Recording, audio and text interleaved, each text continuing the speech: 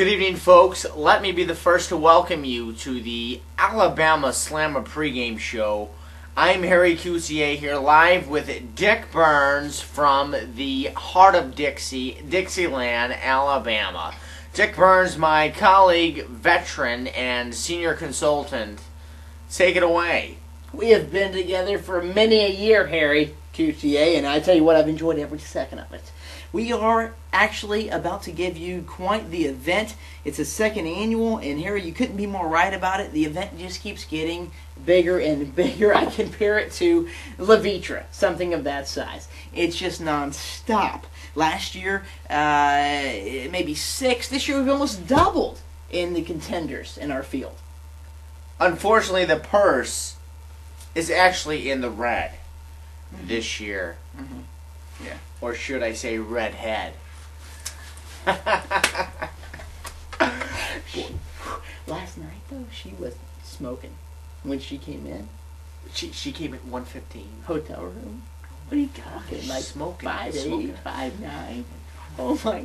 I mean, what can you ask for when you're traveling? Excuse me. It doesn't matter. 5'9", let us 5'59" under par. Under par. Let us recap on last year's events.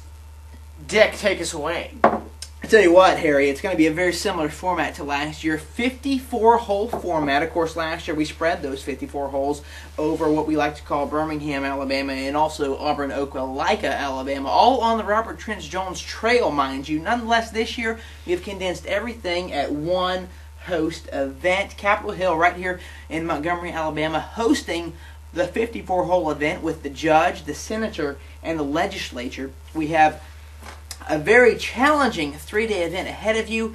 Mind you, what surprises me about last year, I believe 259 won the three-day event, and very surprising, very high score to me. 259, not exactly spectacular. Mr. Brian Kaiser did pull off the victory last year. He did take home the green jacket, but a surprising come-from-behind victory. Sure. No pun intended. Mr. Kaiser hits the long ball. He's a long man with the unorthodox swing. Actually, he's been working on that with Mr. Butch Harmon to try to get his front heel a little bit more off the ground than the others. Oh, hair. Come on, easy, buddy. It's been hanging on my wall for the last 12 months.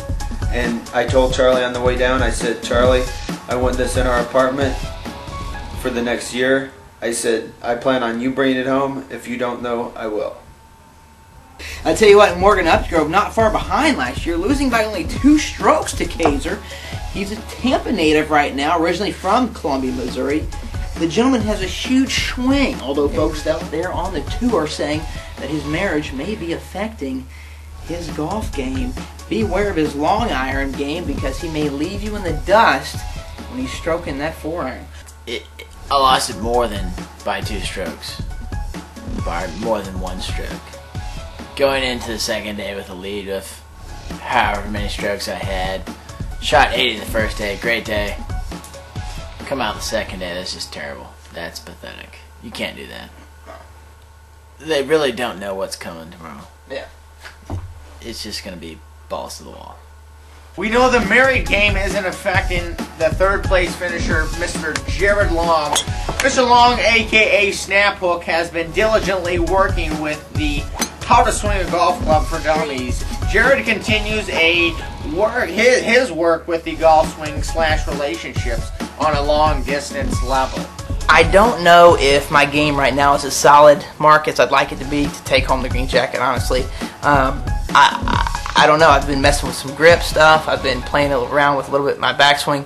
But if I can bring together some elements, if I can get off the tee a lot more consistent, and if I can actually get my 100-yard game in, putting pretty good. Long irons are good. It's tee and some of that wedge game. I think that's going to hurt me. I think advantages though that maybe you and I and Morgan might have is that we played golf today, gentlemen. we actually played at Birmingham, the Ridge course. Yeah, you guys were here at the Villa all day, and we had a late flight. Yeah, we had a late flight, and Morgan had to work with a client. No, we played 18 holes. Okay, we played 18 holes at the Trent Jones course in Birmingham at the Ridge. So sorry about you.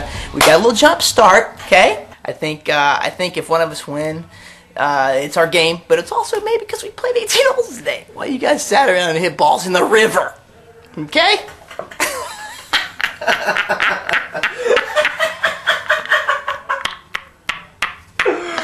I hate to tell you like this. I really do. Man, I hope I don't finish last now that we just... Outstanding. We'll see how that long gentleman does. Mark Meisner, which, by the way, I guess you get a lot of requests for autographs by old Mark. You have similar features. He's definitely a good-looking man with good features, and it comes on occasion. Hair. Listen, easy. St. Louis native Mark Meisner, also a returning contender for second annual Alabama Slamma. Southpaw, liking to redeem an awful front nine start. Gentleman shot 49 on the front nine last year down in Birmingham at the Valley course, I believe. He has the strength of a great iron game. His weakness might be when he sees that beer cart chick. He's a sucker for the Bud Light every time. And gentlemen, I just don't know if he can hold up over 54 holes.